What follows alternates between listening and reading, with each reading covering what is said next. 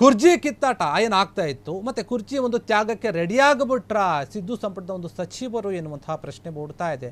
ಏನು ಸಚಿವ ಸಂಪುಟ ಪುನರ್ರಚನೆ ಆಗುತ್ತೆ ಎನ್ನುವಂಥ ಮಾತು ಕೇಳಿ ಬರ್ತಾ ಇತ್ತು. ಹಾಗಾದರೆ ಅದು ನಿಜಾನ? ನಾವು ಬಿಟ್ಟು ಕೊಡೋಕೆ ರೆಡಿ ಅಂತಿದ್ದಾರಾ ಸಿದ್ದು ಸಂಪುಟದ ಸಚಿವರು ಎನ್ನುವಂತಹ ಪ್ರಶ್ನೆ ಹೈಕಮಾಂಡ್ನಿಂದ ಬಂದಿದೆಯಾ ಸೂಚನೆ ಎನ್ನುವಂತಹ ಮಾತು. ನವೆಂಬರ್ನಲ್ಲಿ ಸಿದ್ದರಾಮಯ್ಯ ಸಂಪುಟಕ್ಕೆ ಹೊಸ ಸೇನೆ ಏನಾದರೂ ಬರುತ್ತಾ? ಹೊಸ ನಾಯಕರು ಬರ್ತಾರ? ಹಳಬರು ಹೋಗಿ ಸಂಪುಟಕ್ಕೆ ಹೊಸಬರು ಬರ್ತಾರಾ ಎನ್ನುವಂತಹ ಪ್ರಶ್ನೆ. ಸತೀಶ್, ದಿನೇಶ್, ಕೃಷ್ಣ ಬೈರೇಗೌಡ, ಪ್ರಿಯಾಂಕ್ ತ್ಯಾಗದ ಮಾತುಗಳನ್ನಾಡಿದ್ದಾರೆ. ಈಗಾಗಲೇ ಸಿದ್ದರಾಮಯ್ಯ ಸಂಪುಟ ಸೇರಲು ಹೊಸ ಆಕಾಂಕ್ಷಿಗಳು ಕೂಡ ಸಜ್ಜಾಗಿದ್ದಾರೆ. ಸಾಕಷ್ಟು ಜನ ಎದುರು ನೋಡ್ತಾ ಇದ್ದಾರೆ. ನವೆಂಬರ್ನಲ್ಲಿ ಬದಲಾವಣೆ ನಿರೀಕ್ಷೆಯಲ್ಲಿ ಕೈ ಶಾಸಕರು ಕಾಯ್ತಾ ಇದ್ದಾರೆ ಏನಾಗಬಹುದು ಅಂತ. ನವೆಂಬರ್ ಕ್ರಾಂತಿ ಮುನ್ನವೇ ಸಚಿವ ಸ್ಥಾನಕ್ಕೆ ತೀವ್ರ ಲಾಬಿ ನಡೆಸಲಾಗ್ತಾ ಇದೆ.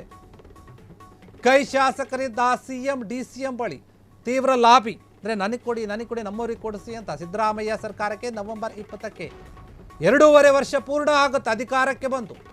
ಈ ಹೊತ್ತಿನಲ್ಲಿ ಸಚಿವ ಸಂಪುಟ ಪುನರ್ರಚನೆ ತೀರ್ಮಾನ ಆಗಿದೆ ಅಂತ ಹೇಳಲಾಗ್ತಾ ಇದೆ. ಸಿದ್ದರಾಮಯ್ಯ ಕ್ಯಾಬಿನೆಟ್ಗೆ ಸೇರಲು ಶಾಸಕರು ತೀವ್ರ ಒಂದು ಲಾಬಿಯನ್ನು ನಡೆಸ್ತಾ ಇದ್ದಾರೆ.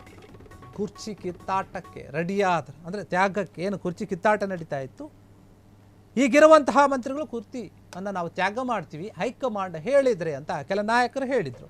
ಹೀಗಾಗಿ ಎಲ್ಲೋ ಒಂದು ಕಡೆ ಕಾಂಗ್ರೆಸ್ ಪಾಳ್ಯದಲ್ಲಿ ಕೆಲವರು ಮಾನಸಿಕವಾಗಿ ಸಜ್ಜಾಗಿದ್ದಾರೆ ಎನ್ನುವಂತಹ ಮಾತು ಕೇಳಿ ಬರ್ತಾ ಇದೆ. ಯಾಕಂದರೆ ನನ್ನ ಒಂದು ಸ್ಥಾನವನ್ನು ಹೈಕಮಾಂಡ್ ಕೇಳಿದರೆ ನಾನು ಖುಷಿಯಿಂದಲೇ ಬಿಟ್ಟು ಕೊಡ್ತೀನಿ, ಯಾವುದೇ ರೀತಿ ಅದರಲ್ಲಿ ಗೊಂದಲ ಇಲ್ಲ, ನಾನು ಹಠ ಮಾಡೋದಿಲ್ಲ, ಬಿಟ್ಟುಕೊಡ್ತೀವಂತ ಸತೀಶ್ ಜಾರಕಿಹೊಳಿ, ದಿನೇಶ್ ಗುಂಡೂರಾವ್ ಅವರು ಮತ್ತು ಕೃಷ್ಣ ಬೈರೇಗೌಡ ಕಂದಾಯ ಸಚಿವರು ಇವರೆಲ್ಲರೂ ಕೂಡ ಈಗಾಗಲೇ ಹೇಳಿಕೆಗಳನ್ನು ಕೊಟ್ಟಿದ್ದಾರೆ. ಪ್ರಿಯಾಂಕ ಖರ್ಗೆ ಕೂಡ.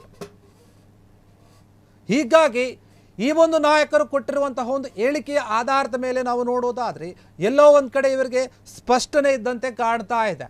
ನವೆಂಬರ್ನ ಕ್ರಾಂತಿ ಏನಿದೆ ಅದು ಸಚಿವ ಸಂಪುಟ ಪುನರ್ರಚನೆಯಿಂದಾನೇ ಆಗುತ್ತಾ? ಹಾಗಾದರೆ ಸಾಕಷ್ಟು ಜನ ಆಕಾಂಕ್ಷಿಗಳಿದ್ದಾರೆ, ಲಾಬಿಯನ್ನು ಕೂಡ ನಡೆಸ್ತಾ ಇದ್ದಾರೆ.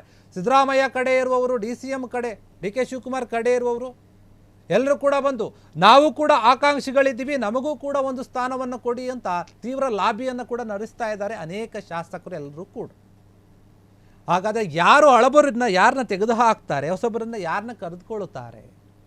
CM ಮತ್ತು DCM ಇಬ್ಬರು ಕೂಡ ಅವರ ಆಪ್ತರನ್ನೇ ಕರೆದುಕೊಳ್ತಾರಾ ಅಥವಾ ಹಳಬರೇನು ಸ್ಥಾನವನ್ನು ಬಿಟ್ಟುಕೊಡ್ತಾರೆ? ಓಕೆ, ನಾನು ಬಿಟ್ಟುಕೊಡ್ತೀನಿ, ಬಿಟ್ಟುಕೊಟ್ರೆ ನನ್ನ ಸ್ಥಾನವನ್ನು ನಮ್ಮವ್ರಿಗೆ ಕೊಡಿ ಅಂತ ಇವರೇನಾದರೂ ಲಾಬಿಯನ್ನು ನಡೆಸ್ತಾರಾ ಅಂತ ಗೊತ್ತಿಲ್ಲ. ಆದರೆ ಸಚಿವ ಸಂಪುಟ ಪುನರ್ರಚನೆ ಆಗುವಂತಹ ವಿಚಾರ ಅಥವಾ CM ಬದಲಾವಣೆ ವಿಚಾರ ಏನೇ ಇರ್ಬೋದು, ನವೆಂಬರ್ ಕ್ರಾಂತಿನಲ್ಲಿ ಏನೇ ಆದರೂ ಕೂಡ ಅದು ಒಂದು ರೀತಿಯಲ್ಲಿ ದೊಡ್ಡ ಬದಲಾವಣೆ ಆಗುತ್ತೆ ಅಂತ ಸಾಕಷ್ಟು ನಾಯಕರು ಹೇಳ್ತಾ ಇದ್ದಾರೆ. ಹೀಗಾಗಿ ಈ ಒಂದು ವಿಚಾರವಾಗಿ ಪ್ರಶ್ನೆ ಇರೋದೇನು ಅಂತಂದರೆ, ಬದಲಾದರೆ ಯಾರನ್ನ ಕೈ ಬಿಡ್ತಾರೆ, ಯಾರನ್ನ ಹೊಸದಾಗಿ ಕರೆದುಕೊಳ್ಳುತ್ತಾರೆ? ಸಿದ್ದು ಸಂಪುಟದಲ್ಲಿ ಹಳೆಯರು ಯಾರು, ತೀರಾ ಹಳೆಯರಂದರೆ ಯಾರಿದ್ದಾರೆ, ಮತ್ತು ಅವರು ಮಾಡ್ತಿರುವಂತಹ ಒಂದು ಕೆಲಸವನ್ನು ಕಾರ್ಯವೈಖರಿಯನ್ನು ನೋಡಿ ಗಮನಿಸಿ ಹೈಕಮಾಂಡ್ ತೀರ್ಮಾನ ತೆಗೆದುಕೊಳ್ಳುತ್ತಾ? ಇಲ್ಲ ಸಿದ್ದರಾಮಯ್ಯ ಅವರು ಏನಾದರೂ ಒಂದು ಲಿಸ್ಟ್ ಕೊಟ್ಟು ಬಿಡ್ತಾರೆ, ನೋಡಿ ನನಗೆ ಇಷ್ಟು ಜನ ಬೇಕು ನಾನು ಉಳಿಸ್ಕೊತೀನಿ ಅಂತ ಏನಾದರೂ ಕೊಡ್ತಾರಾ? ಗೊತ್ತಿಲ್ಲ. ಹೀಗಾಗಿ ಇವತ್ತಿನಲ್ಲಿ ಈಗ ನವೆಂಬರ್ ಏನು ಹತ್ರ ಬರ್ತಾ ಇದೆ, ಕ್ಯಾಬಿನೆಟ್ನಲ್ಲಿ ಏನಾದರೂ ಒಂದು ಬದಲಾವಣೆ ಆಗುತ್ತಾ ಎನ್ನುವಂತಹ ಮಾತು. ಸಿದ್ದರಾಮಯ್ಯ ಒಂದು ಸಂಪುಟದಲ್ಲಿ ಹೊಸಬರಿಗೆ ಸ್ಥಾನ ಸಿಗುವಂತಹ ಒಂದು ಸಾಧ್ಯತೆ ಹೆಚ್ಚಾಗಿದೆ ಅಂತ ಹೇಳಲಾಗ್ತಾ ಇದೆ. ಕೆಲ ನಾಯಕರು ಕೂಡ ಹೈಕಮಾಂಡ್ ನಮಗೆ ಹೇಳಿದೆ, ಈ ಒಂದು ವಿಚಾರದ ಬಗ್ಗೆ ನೀವು ಎಲ್ಲಿಯೂ ಕೂಡ ಬಹಿರಂಗವಾಗಿ ಹೇಳಿಕೆಯನ್ನು ಕೊಡಬೇಡಿ, ನಿರ್ಬಂಧವನ್ನು ಹೇರಿದೆ ನಮಗೆ ಅಂತ, ಎಲ್ಲೂ ಕೂಡ ಮಾತನಾಡೋಕೆ ಹೋಗ್ಬೇಡಿ ಯಾವುದೇ ಒಂದು ವಿಚಾರವಾಗಿ ಅಂತ ಹೇಳಿದ್ದಾರೆ. ಅದಕ್ಕೆ ನಾವು ಯಾರೂ ಮಾತನಾಡ್ತಾ ಇಲ್ಲ. ಆದರೆ ನಾವೆಲ್ಲರೂ ಕೂಡ ಹೈಕಮಾಂಡ್ ಆಜ್ಞೆಗೆ ಬದ್ಧರಾಗಿರ್ತೀವಿ, ಅವ್ರು ಹೇಳಿದಂತೆ ನಾವು ನಡ್ಕೊಳ್ತೀವಿ. ಅವರು ಬಿಟ್ಕೊಡಿ ಅಂದರೆ ಬಿಟ್ಕೊಡ್ತೀವಿ, ಇಲ್ಲ ನೀವೇ ಮುಂದುವರಿರಿ ಅಂತ ಹೇಳಿದ್ರೆ ನಾವೇ ಮುಂದುವರಿತೀವಿ, ನಮ್ಮ ಕೆಲಸ ಏನು ಕೊಟ್ಟಿದ್ದಾರೆ ಅದನ್ನು ನಾವು ಅಚ್ಚುಕಟ್ಟಾಗಿ ಮಾಡ್ಕೊಂಡು ಹೋಗ್ತೀವಿ ಅನ್ನೋಂಥ ರೀತಿಯಲ್ಲಿ ಕಾಂಗ್ರೆಸ್ ನಾಯಕರು ಮಂತ್ರಿಗಳು ಹೇಳ್ತಾ ಇದ್ದಾರೆ.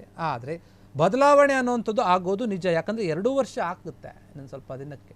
2.5 ವರ್ಷ ತುಂಬಿದ ಮೇಲೆ ಬದಲಾವಣೆ ಆಗಬೇಕು ಅಂತ ಮೊದಲೇ ಮಾತುಕತೆ ಆಗಿತ್ತಂತೆ. ಸರ್ಕಾರಕ್ಕೆ ನವೆಂಬರ್ 20ಕ್ಕೆ ಆಗುತ್ತೆ ಅಂತ ಹೇಳ್ತಾ ಇದ್ದಾರೆ. 2.5 ವರ್ಷ. ಹೀಗಾಗಿ 2.5 ವರ್ಷ ಆದಮೇಲೆ ಬದಲಾಗಬೇಕು, ಸಚಿವ ಸಂಪುಟ ಪುನರ್ರಚನೆ ಆಗಬೇಕು ಅಂತ ಹೇಳಿ ಮೊದಲೇ ಹೈಕಮಾಂಡ್ ಹೇಳುತ್ತೆ. ಹೀಗಾಗಿ ಅದೇ ರೀತಿ ಆಗುತ್ತೆ. ಆದರೆ ಚೇಂಜ್ ಆಗೋದಾದರೆ ಯಾರ್ಯಾರನ್ನ ಮಾಡ್ತಾರೆ ಅನ್ನೋದೇ ಇಲ್ಲಿ ಒಂದು ದೊಡ್ಡ ಪ್ರಶ್ನೆ. ಯಾಕಂದರೆ ಈಗಿರುವಂತಹ ಒಂದು ಮಂತ್ರಿಗಳಲ್ಲಿ ಯಾರನ್ನ ಕೈ ಬಿಡ್ತಾನಿದೆ, ಕೆಲವೊಂದು ಮಂತ್ರಿಗಳು ಕೆಲವೊಂದು ಕಾರಣಗಳಿಂದ ಅವರ ಖಾತೆಗಳನ್ನು ಕಳೆದುಕೊಂಡಿದ್ದಾರೆ, ಅದು ನಮಗೆ ಗೊತ್ತಿರುವಂತಹ ವಿಚಾರ. ಅದರಲ್ಲಿ ಮುಖ್ಯವಾಗಿ ಬಿ ನಾಗೇಂದ್ರ, KN ರಾಜಣ್ಣ ಇವರು ಕೂಡ ಕಳೆದುಕೊಂಡಿದ್ದಾರೆ. ಮತ್ತು ಅವರು ಮತ್ತೆ ಆಕಾಂಕ್ಷಿಗಳು ಕೂಡ ಅವರು ಕೂಡ ಇದ್ದಾರೆ ಲಿಸ್ಟ್ನಲ್ಲಿ. ಮತ್ತೆ ನಮಗೆ ಸಿಗಬಹುದು ಅಂತ KN ರಾಜಣ್ಣ CM ಅವರಿಗೆ ಆಪ್ತರು, ಅವ್ರಿಗೂ ಏನಾದರೂ ಕೊಡಬಹುದಾ ಎನ್ನುವಂಥ ಒಂದು ವಿಚಾರ ಇದೆ. ಹೀಗಾಗಿ ಸಾಕಷ್ಟು ಜನರು ನಿರೀಕ್ಷೆಯಲ್ಲಿದ್ದಾರೆ, ನಮಗೂ ಕೂಡ ಮೊದಲನೇ ಬಾರಿಗೆ ಏನಾದರೂ ಸಿಗುತ್ತಾ ಅಂತ. ನೋಡಬೇಕು ಯಾರಿಗೆ ಏನು ಒಂದು ಸ್ಥಾನ ಸಿಗುತ್ತೋ, ಹೊಸಬರಿಗೆ ಇಲ್ಲವೋ, ಅಥವಾ ಹಳೆಬರನ್ನ ಉಳಿಸ್ಕೊಂತಾರೋ. ಸಿದ್ದರಾಮಯ್ಯ ಅವರಿಗೆ ಅದೆಲ್ಲ ಅಧಿಕಾರ ಇದೆ ಪುನರ್ರಚನೆ ಮಾಡೋಕೆ ಅಂತ ಹೇಳ್ತಾ ಇದ್ದಾರೆ. ಹೀಗಾಗಿ ಈ ಒಂದು ವಿಚಾರವಾಗಿ ಸಿದ್ದರಾಮಯ್ಯ ಅವರು ಕೂಡ ಯಾವ ರೀತಿಯ ಒಂದು ನಿಲುವನ್ನು ತೆಗೆದುಕೊಳ್ತಾರೆ, ಯಾರನ್ನ ಉಳಿಸಿಕೊಳ್ತಾರೆ, ಯಾರನ್ನ ಕೈ ಬಿಡುತ್ತಾರೆ ಅಂತ ಗೊತ್ತಿಲ್ಲ. ಈ ಕಡೆ DK ಶಿವಕುಮಾರ್ ಅಂತ ಬಂದರೆ ಅವರು ಕೂಡ ಅವರದೇ ಆದಂತಹ ಒಂದು ರೀತಿಯಲ್ಲಿ ಕೆಲವರನ್ನು ಉಳಿಸಿಕೊಳ್ಳಬಹುದು, ಇನ್ನು ಕೆಲವರನ್ನು ಕೈ ಬಿಡಬಹುದು ಅಂತ ಹೇಳಲಾಗ್ತಾ ಇದೆ. ಎಲ್ಲ ಒಂದು ನಿರ್ಧಾರ ಆಗಬೇಕಂದ್ರೆ ಹೈಕಮಾಂಡ್ ಆಜ್ಞೆಯನ್ನು ಮಾಡಬೇಕು. ಹೈಕಮಾಂಡ್ ಆಜ್ಞೆ ನಂತರ ಎಲ್ಲವೂ ಕೂಡ ಬದಲಾಗುವ ಒಂದು ಸಾಧ್ಯತೆ ಇದೆ ಅಂತ ಹೇಳಲಾಗ್ತಾ ಇದೆ. ಕ್ಷಣ ಕ್ಷಣದ ಸುದ್ದಿಗಳಿಗಾಗಿ ಫ್ರೀಡಂ ಟಿವಿ ಸಬ್ಸ್ಕ್ರೈಬ್ ಮಾಡಿ, ಲೈಕ್ ಮಾಡಿ ಹಾಗೂ ಫಾಲೋ ಮಾಡಿ. ಹೊಸ ಸುದ್ದಿಗಳ ನೋಟಿಫಿಕೇಶನ್ಗಾಗಿ ಬೆಲ್ ಐಕಾನ್ ಮೇಲೆ ಕ್ಲಿಕ್ ಮಾಡಿ.